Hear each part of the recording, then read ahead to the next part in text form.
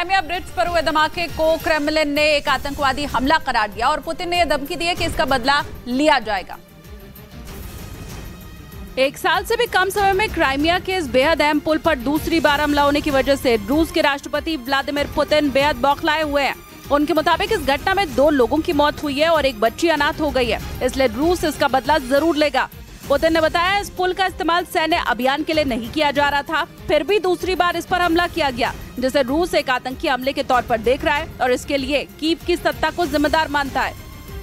और वही रूस में तख्ता पलट करने के लिए पिछले महीने विद्रोह करने वाले वैगनर ग्रुप के चीफ येवगेनी प्रिगोजिन को लेकर रहस्य अब गहराने लग गया है। उनके मारे जाने या फिर जेल में होने की अटकलें लगाई जा रही हैं।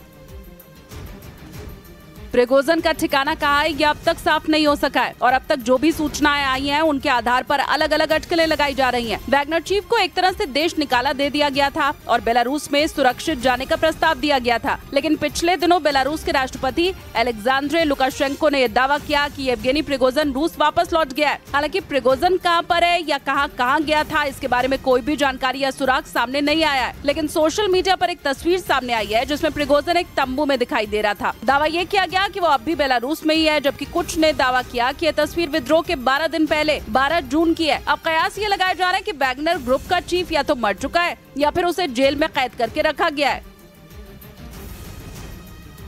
इस बीच ब्रिटेन के मीडिया ने दावा किया कि येवगेनी प्रिगोजिन की बगावत के बाद पुतिन के करीबी वैगनर ग्रुप के चीफ बनेंगे।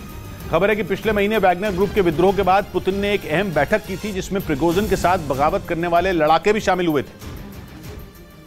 और ब्रिटेन के मीडिया के मुताबिक उसी बैठक में पुतिन ने रूसी सेना के पूर्व कर्नल आंद्रेई त्रोशेव के नाम का प्रस्ताव रखा ताकि वो प्रिगोजिन की जगह वैगनर ग्रुप की कमान संभाले, क्योंकि विद्रोह के बाद उन लड़ाकों में मतभेद खुलकर सामने आ गए थे।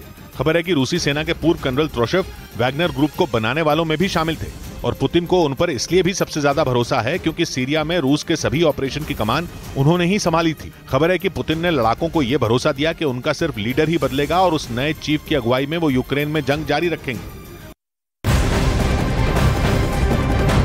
प्रधानमंत्री नरेंद्र मोदी के अमेरिका के दौरे के बाद भारत से चुराई गई 105 कलाकृतियां वापस कर दी गई हैं। भारतीय राजदूत तरनजीत सिंह संधू की उपस्थिति में भारत को अमेरिका ने 105 अनमोल कलाकृतियां सौंपी हैं, जिन्हें बहुत जल्द भारत ले आया जाएगा।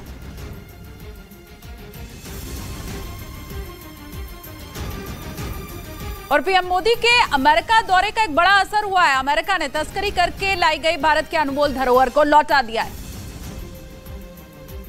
न्यूयॉर्क में भारतीय वाणिज्य दूतावास में इन 105 कलाकृतियों को भारत को सौंपा गया। इन 105 कलाकृतियों में 47 पूर्वी भारत से, 27 दक्षिण भारत, 22 मध्य भारत, 6 उत्तर भारत और 3 पश्चिमी भारत से हैं, जो दूसरी और तीसरी शताब्दी ईस्वी से लेकर 18वीं से 19वीं शताब्दी ईस्वी तक की अवधि की हैं। ये कलाकृतियाँ टेराकोटा पत्थर, धातु और लकड़ी से बनी है। दरअसल पीएम मोदी की अमेरिका दौरा के दौरान भारत और अमेरिका सांस्कृतिक संपत्ति समझौते के लिए काम करने पर सहमत हुए थे।